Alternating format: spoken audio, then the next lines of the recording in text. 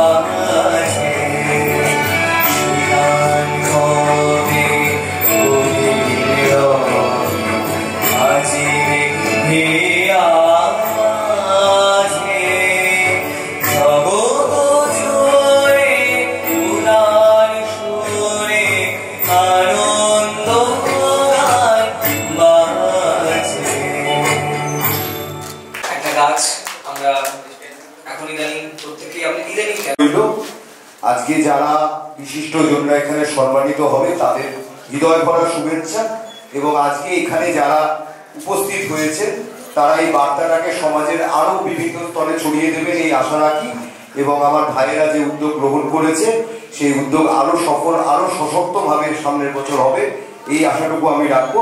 তাদের যে ছোট্ট প্রকাশনা সংস্থা আছে যার মাধ্যম দিয়ে তারা নতুন লেখকদের তুলে আনার চেষ্টা করছে, আপনারা বই পড়ুন, বই কিনুন এবং প্রকাশনা সংস্থাগুলোর পাশে দাঁড়ান, ছোট সাহিত্য পত্রিকাগুলোর পাশে দাঁড়ান, এটুকুই অনুরোধ থাকবে।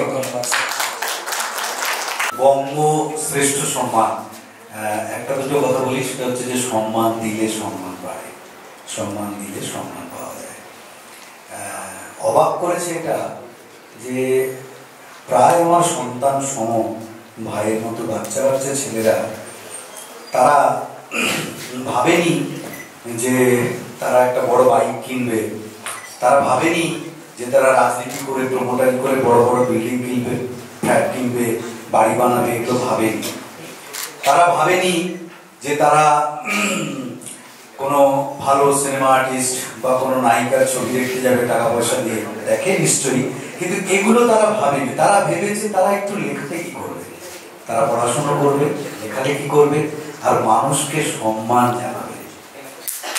আজকের সময়ে দাঁড়িয়ে, আজকে ফেসবুক হোয়াটসঅ্যাপের যুগে দাঁড়িয়ে, মেসেঞ্জারের যুগে, চ্যাট জিপিটির যুগে দাঁড়িয়ে আমার ভাইয়েরা এটা ভেবেছে যে তারা মানুষকে সম্মান জানাবে।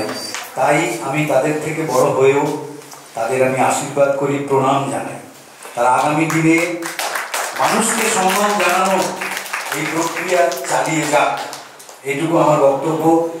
আর একটা কথা বলি যে সম্মান আপনারা হয়তো জানেন যে আমি যদি আপনাদের বাড়ির লোক হই তাহলে আমি একটা সম্মান পেয়ে যেতে পারি, আবার আমি যদি পাশের বাড়ির লোক হই তাহলে একটা সম্মান পেয়ে যেতে পারি, আমি যদি ও পাড়ার লোক হই তাহলে একটা সম্মান পেয়ে যেতে পারি। মানে আমি আরো একটু বাঁধন খুলে দিয়ে বলতে পারি, আমি যদি এই দলের লোক হই তাহলে ওই দলের লোকেরা আমাকে সম্মান দেবে, আমি যদি ওই দলের লোক হই তাহলে ওই দলের লোকেরা আমাকে সম্মান দেবে, আমি যদি সেই দলের লোক হই তাহলে সেই দলের লোকেরা সম্মান দেবে। আমাদের পশ্চিমবঙ্গের সংস্কৃতি, কালচার এইভাবে একটা বিভাজিত জায়গায় চলে এসছে। সেখান থেকে যদি সার্বিকভাবে কে কোন মতের, কে কোন পথের, এটাকে বাদ দিয়ে কে কত ভালো সঙ্গীত শিল্পী, কে কত ভালো চিত্রশিল্পী, কে কত ভালো অভিনেতা, কে কত বড় সাহিত্যিক, এটা যদি বাঙালির মনে আমার এই ভাইয়েরা আগামী দিনে আরো গেঁথে দিতে পারে, তাহলে ওই যে বড় বড় দোকানগুলো রয়েছে, যে দোকানগুলো থেকে সম্মান বিক্রি হয়, সেই দোকানগুলো ছাপন হয়ে যাবে। তাই আমার বিশ্বাস আমাদের এই ভাইদের এই বঙ্গ শ্রেষ্ঠ সম্মান একদিন শ্রেষ্ঠ সম্মান পাবে। ধন্যবাদ। ভ্যালুর দিক থেকে নয়, আমাদের বিশ্বাস স্যারদের কথা ধরেছে এমন একটা জায়গায় আমরা পৌঁছবো, সেদিন হয়তো আমরা সকলেই উপস্থিত থাকবো। কারো চুলে হয়তো একটু বেশি পাক ধরবে, চোখে হয়তো চশমা হবে, কিন্তু প্রত্যেকে আমরা উপস্থিত থাকবো কোনো একটা বড় অডিটোরিয়ামে, যেখানে কিন্তু এই যে জার্নিটা শুরু করলাম সেটাই হয়তো পরবর্তী এপিসোডটা হয়তো ওইখানেই হবে। তো এই আশা রেখেই আমরা কিন্তু জার্নিটা শুরু করলাম।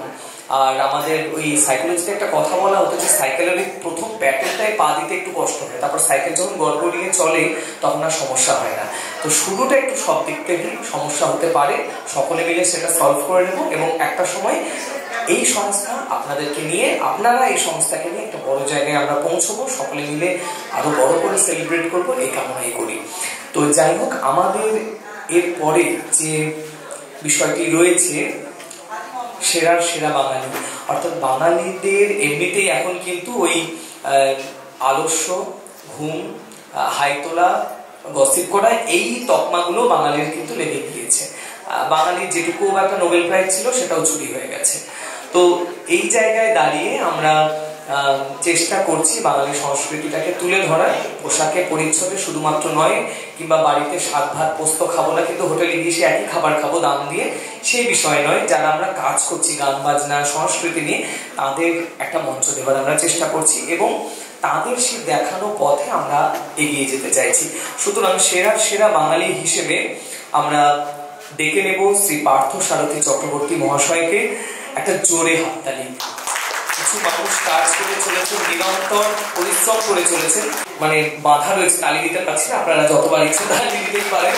সুতরাং অধিকারী কৌশিক মহাশয়ের হাত দিয়ে তাকে পুরস্কৃত করা হচ্ছে এবং সাথে আমাদের ছেলেমেয়েরা তো রয়েছেই, ভাইরা বোনেরা রয়েছে। অনেক অনেক কংগ্রাচুলেশন স্যার।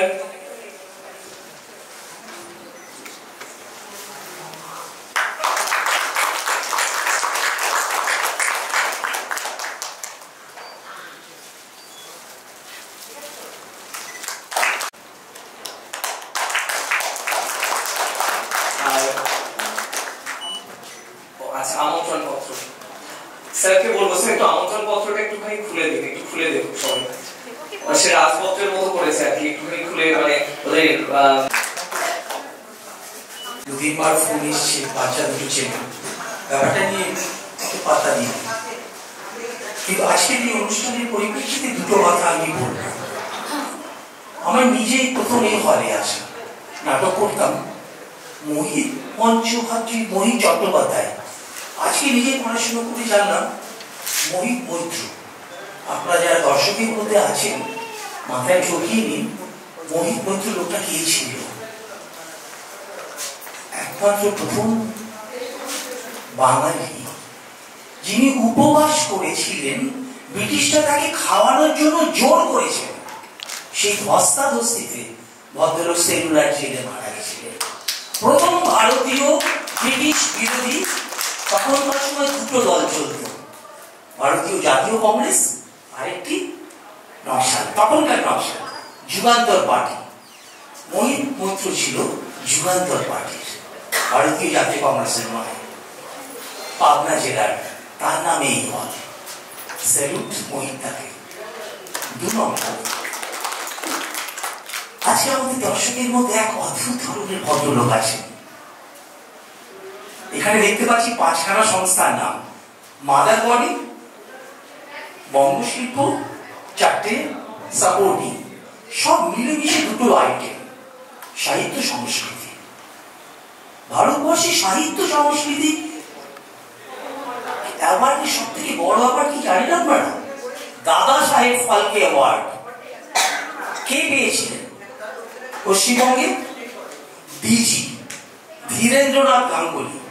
চাঁদনি চকে দেখতে পাবেন ম্যাডান স্ট্রিট আছে। ব্রিটিশ আমলের ম্যাডান ভদ্রলোক ইন্ডিয়াতে ফিল্মের ইন্ডাস্ট্রি স্টার্ট করে। সেই ম্যাডান বাবুর সঙ্গে ডিজি একজন বাঙালি ভদ্রলোক ধীরেন্দ্রনাথ গাঙ্গুলি, তিনি বাংলা সিনেমা, হিন্দি সিনেমা পরিচালনা, প্রোডাকশন, অভিনয় করেছিলেন। আর একমাত্র নাতি কোনায় চুক্তি করে বসে আছে, কেউ তাকে জানে না, চেনে না।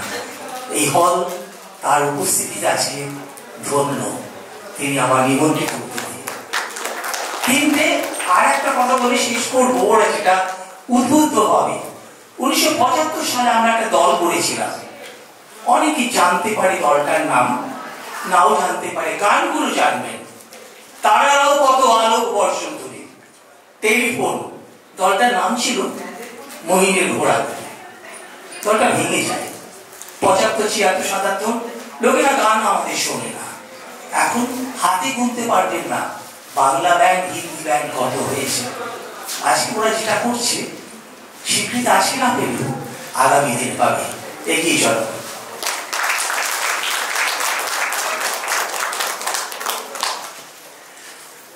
সেরা বাঙালির সেরা কথা। সুতরাং আমাদেরকে এইভাবে উদ্বুদ্ধ করে আছে। নমস্কার, প্রণাম।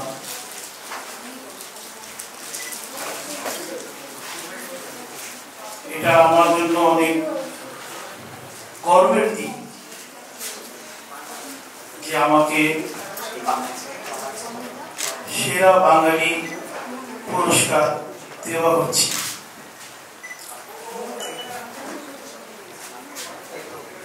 পশ্চিম বাংলায় জন্ম নিয়েছি, এখানেই বড় হয়েছি, এখানেই পড়াশোনা করছি। দীর্ঘ 30 বছর ধরে বিভিন্ন গ্রামগঞ্জে পৌঁছে গিয়ে চিকিৎসা দিয়েছি, স্নেহ পেয়েছি, আদর পেয়েছি। আমি যে আমার এই সার্ভিসের জন্য এরকম একটা সম্মান পাবো আমি এটা ভাবতে পারিনি।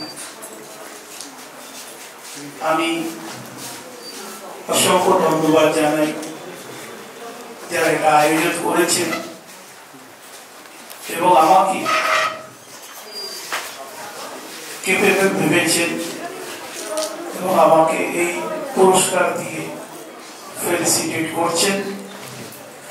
ভগবান উপরওয়ালা ওনাদের এই চেষ্টাটাকে গ্রহণ করুন এবং ওদের আরো হাতগুলো সবাই মিলে মজবুত করুন, এর থেকে আরো বড় প্রোগ্রাম ওরা আয়োজিত করতে পারে এবং আরো পশ্চিম বাংলার ভূমিপত্র, পশ্চিম বাংলার ভূমপত্রী যারা যারা যে ফিল্ডে ভালো কাজ করছেন তাদেরকে সম্মানিত করুন। তাদের আমরা সবাই প্রোৎসাহিত হই, আমরা সবাই ইন্সপায়ার হই। এটি আমি আবার বলবো যে আমি খুব গর্বিত যে আমি এই ভূমিতে জন্ম নিয়েছি, এই ভূমিতে বড় হয়েছি, আর এই ভূমিতেই আমার কামনা যে ভগবান এই ভূমিতেই আমাকে মৃত্যু দেয়। ধন্যবাদ। দুজনকে ধন্যবাদ দেব। প্রথম হচ্ছে রঙ্গনকে, আমার ভাইয়ের মতো, আর দ্বিতীয় জন যাকে ধন্যবাদ দেওয়া যায় না, দিতে নেই আর দেওয়ার ভাষাও নেই, তিনি আমার গর্ভধারিণী মা। 1 বছর আগে যাকে আমি হারিয়েছি, তিনি আমাকে দুটি কথা শিখিয়েছিলেন। একটা হচ্ছে আমি তার একমাত্র সন্তান, শিখিয়েছিলেন যে শির দ্বারা সবসময় উঁচু করে চলবে, তাতে জীবনে সব ঝড় দেখবে একদিন কেটে যাবে। দ্বিতীয় কথা, পৃথিবীতে যত মহান কাজ আছে শিকড় ধরে টানলে দেখবে কোথাও না কোথাও একজন বাঙালি আছে। হ্যাঁ, এই আজকে এই বঙ্গশ্রেষ্ঠ সম্মানের প্ল্যাটফর্মে দাঁড়িয়ে তাই আজ মার কথা বড্ড বেশি মনে পড়ছে। আজ মা থাকতে সত্যি বড় খুশি হতেন। আজকে আমাদের ভবিষ্যৎ প্রজন্মকে দেখে বড্ড ভয় হয়, জানেন তো। 95% বাঙালির বাড়িতে বাচ্চারা সবাই ইংলিশ মিডিয়ামে ছুটছে। না, মিডিয়ামটা কোনো ব্যাপার না, কিন্তু তারা তাদের বাবা মা খুব গর্ব করে বলেন আমাদের বাচ্চারা খুব একটা ভালো বাংলা জানে না।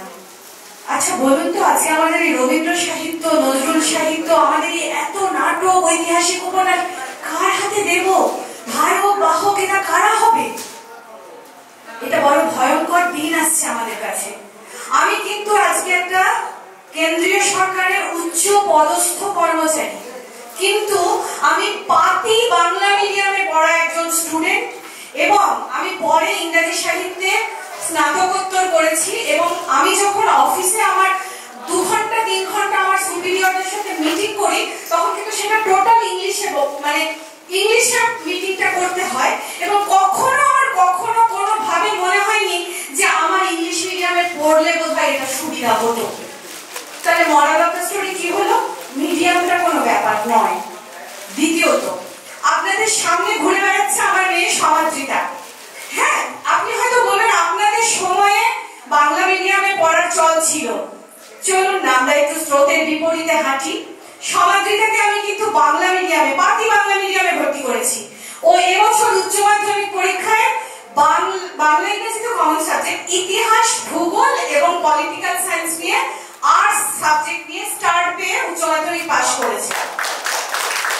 আমার বাড়িতে আজ পর্যন্ত সমাদৃতা জবে থেকে অ শিখেছে, আজ পর্যন্ত উচ্চ মাধ্যমিক পরীক্ষায় কোনো টিচার প্রবেশ করেনি, আমি পড়িয়েছি। অতএব এখনকার শোনা যায় প্রত্যেকটা বাচ্চার 7টা সাবজেক্ট, 7টা টিচার। কেন? আমরা বাবা মা কি করতে আছি? আমরাই তো সব থেকে বড় সাবজেক্ট, সব থেকে বড় টিচার। আচ্ছা, আপনাদের কি মনে হয় যে আমাকে অফিসে সরকার বসিয়ে মাইনে দেয়? নয়। আমি সকাল 9টায় নাকে মুখে গুজে খেয়ে দৌড়াই অফিসে, রাত 9টায় ফিরি, তারপর সমাধিটাকে পড়াতে বসি। আপনি আমাকে দেখে মনে হয় আমি ওয়েল ড্রেসড? আমি নিজেকেও খুব ভালোবাসি, নিজের প্রতি যত্ন করি। অতএব একটা জিনিস জানেন তো, আপনাদের সবাইকে 24 ঘন্টা ভগবান দিয়েছে, আমাকেও তাই দিয়েছে। সময়ের ব্যবহার করতে হবে। আর একটা ব্যাপার, ভবিষ্যৎ প্রজন্মকে আমাদের উত্তরাধিকারটা চেনাতে হবে। আমাদের বড় ভয়াবহ দিন আসছে। বাঙালি যদি এই বৈশিষ্ট্য, আমাদের রবীন্দ্রনাথ, আমাদের নজরুল, আমাদের নাটক, আমাদের এই যে ভীষণ ঐতিহ্যের সম্পদ, যা পৃথিবীর ইতিহাসে একদিন পৃথিবীকে চিনিয়েছিল, সেটা যদি আমরা হারিয়ে ফেলি, আমাদের ভবিষ্যৎ প্রজন্ম হারিয়ে ফেলে, তাহলে বড় লজ্জার হবে। সেদিন কিন্তু আমরা লজ্জায় মাথা মুখ লুকাতে পারবো না। কারণ আজকের এই দায়িত্বটা কিন্তু আমাদের ওপরেই বর্তায়। পরিশেষে লাস্টে একটা কথা বলি, আমি একজন আবৃত্তি শিল্পী। আমি একটি কাজ করে থাকি। আমি যারা স্পেশাল চাইল্ড, যারা বলতে পারে, কথা বলতে পারে, স্পেশাল চাইল্ড কিন্তু কথা বলতে পারে, তাদের আমি বিনামূল্যে অনলাইন এবং অফলাইনে বিনা পারিশ্রমিকে আমি কবিতা শেখাই। আপনাদের যদি কারোর কোনো যোগাযোগ থাকে, আমার রঙ্গন ভাইয়ের কাছে আমার ফোন নাম্বার আছে, আমার সাথে যোগাযোগ করবেন। আমি তাদের শেখাবো। কল্পনার দ্বারটা একবার খুলে দিই না তাদের কাছে। তাদের তো ভগবান অনেক প্রতিবন্ধকতা দিয়ে পাঠিয়েছে। একটু স্নেহ, একটু মমতা, একটু ধৈর্য দিয়ে পৃথিবীর সেই আলোর দুনিয়াটা তাদের কাছে একটু এগিয়ে দিই না। আমরা তো অনেক এগিয়ে, তাদের একটু হাতটা ধরি। প্লিজ আমাকে একটু সাহায্য করবে, তাদের যাতে শিখিয়ে আমি নিজে যেন ধন্য হতে পারি। ধন্যবাদ আমাদেরকে অনুপ্রাণিত করার জন্য, আর তার সাথে সাথে আপনার এক্সপিরিয়েন্স গুলো আমাদের সাথে শেয়ার করার জন্য। সংগঠনের পক্ষ থেকে শিক্ষা এইভাবেই জ্বলে উঠুক। আর আপনি সেখান থেকে আরেকটি ছোট্ট চারা গাছ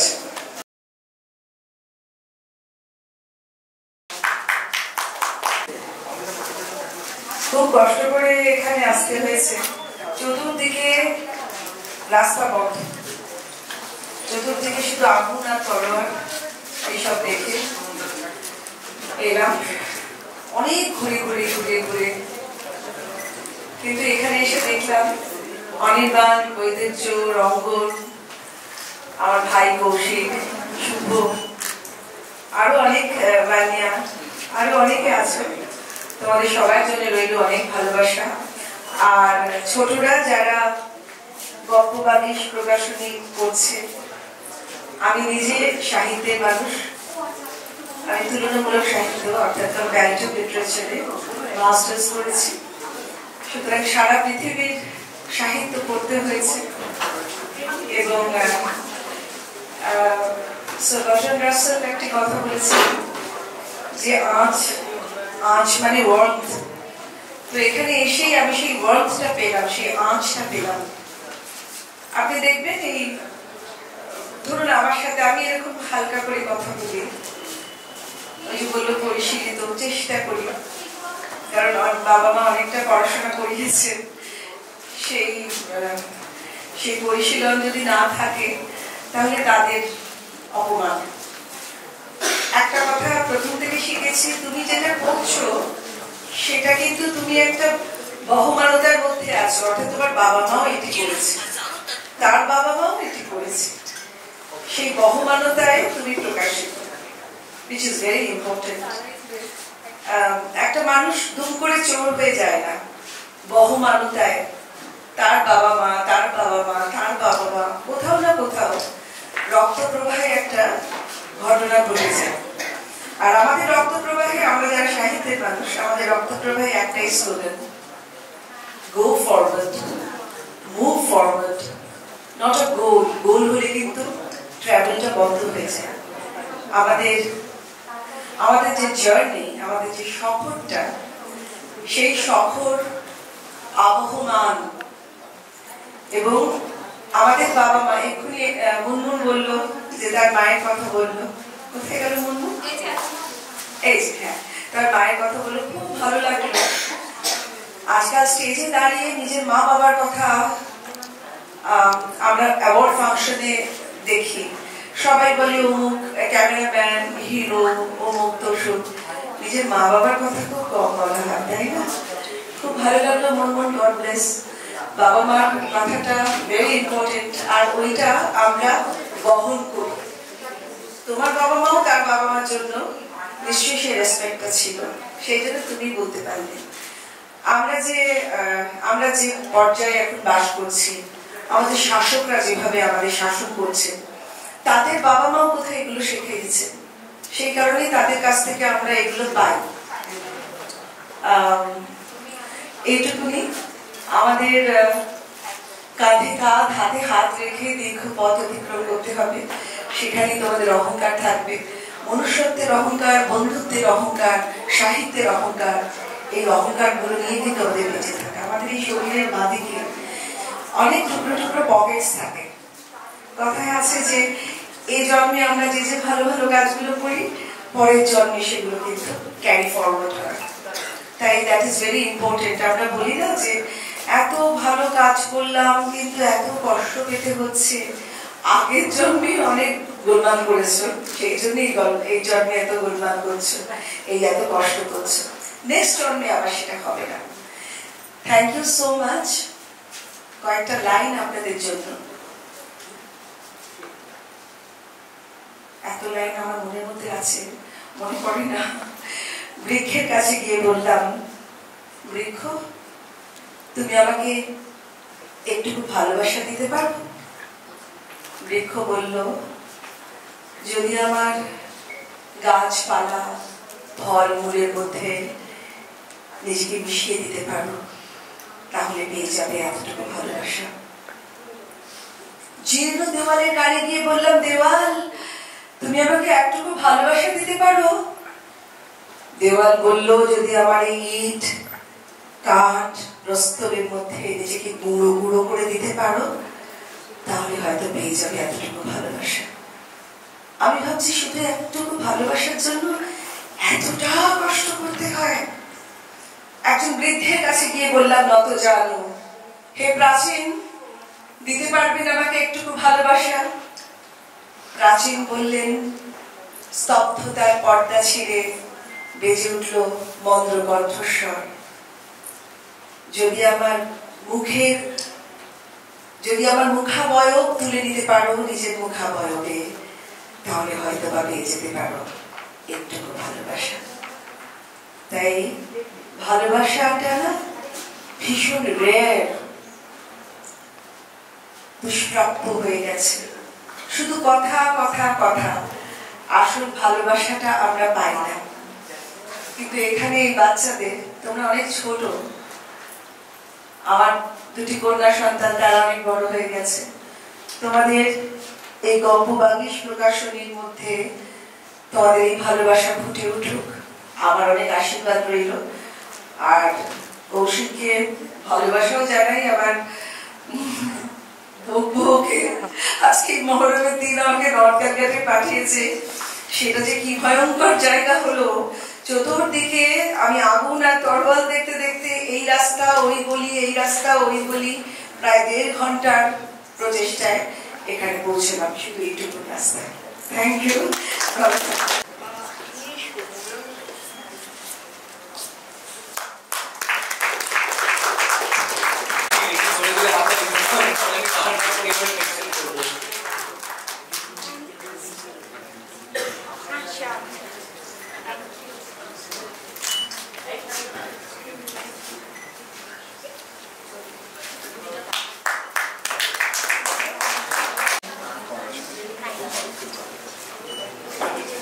দিদি যে আমাদের সময় দিতে দিয়েছেন, এটাই আমাদের কাছে অনেক। কারণ উনি অনেকগুলো কাজের সাথে যুক্ত থাকেন, তবুও যে উনি আমাদের হসলা আফজাই যাকে বলা হয় আর কি, যে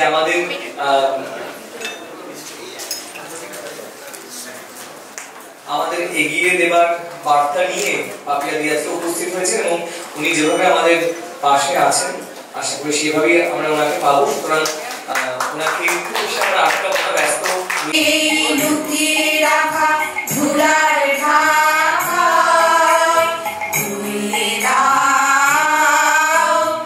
আলোকিরি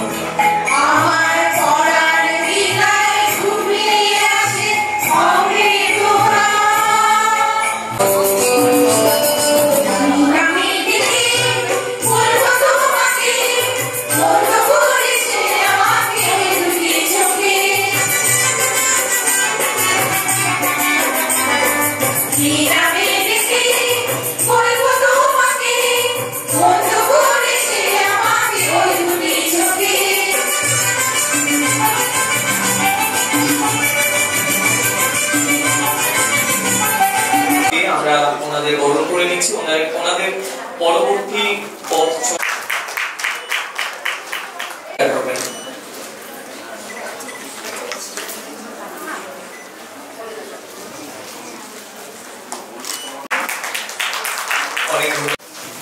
আপনার নিরন্তর সাহিত্য চর্চা এভাবেই জানা মিলুক এবং নিউ জেনারেশন জেন জি বলি তাদেরকেও অনুপ্রাণিত করুক এই কামনাই করি।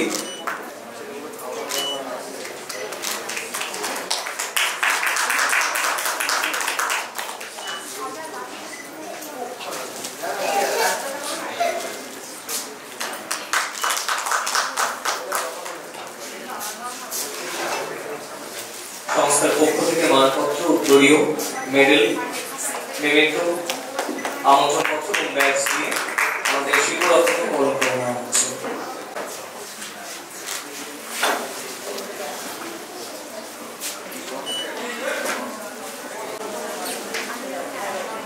সামনে ক্যামেরা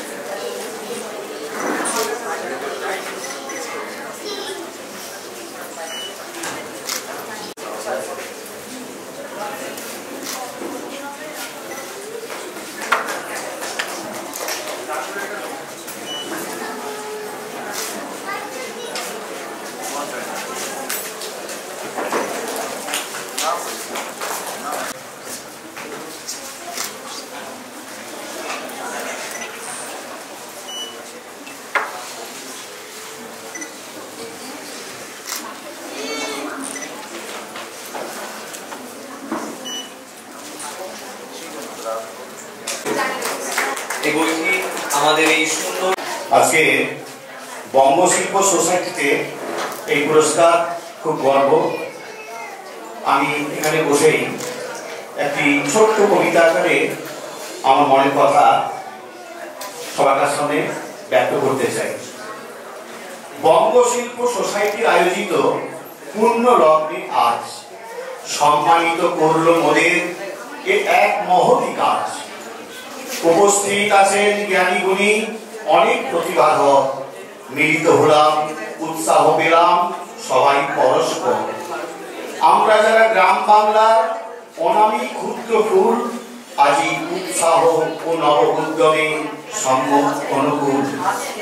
সহযোগিতায় গপ্প বাগিস প্রকাশক বৈদুর্য ভাই, সাহিত্য প্রেমিক তার অবদান অভূত ভুলব নাই।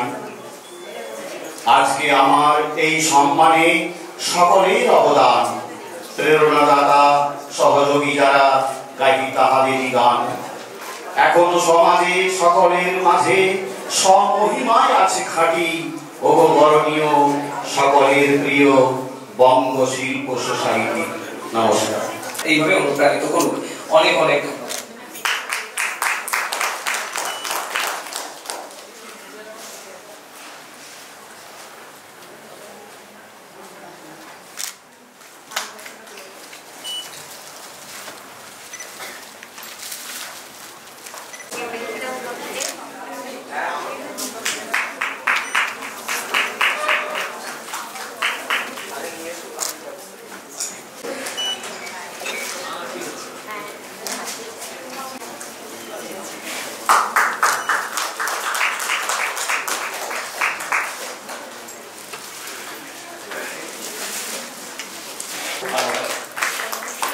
বাবুকে বরণ করতে করতে আমরা পার্থসারথী চক্রবর্তী, রীতা চট্টোপাধ্যায় এবং সুমন মজুমদার এনাদের ট্রেগুলো, নির্দিষ্ট যে ট্রেগুলো রয়েছে সেগুলো আমরা একটু রেডি করি।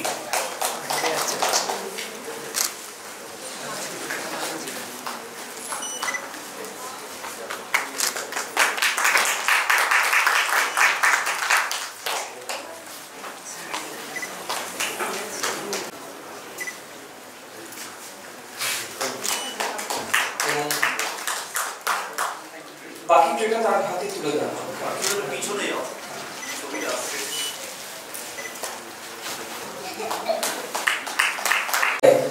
রীতা চট্টোপাধ্যায়কে আমরা সংগঠিত করলাম সমুদ্রদার হাত দিয়ে।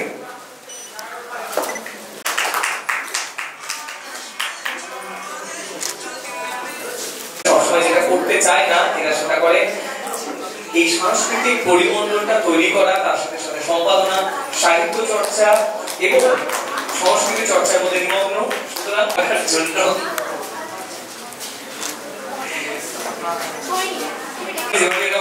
আয়োজন করছে। আর আরো একটা বিষয়ের জন্য একটা জোরে হাতটা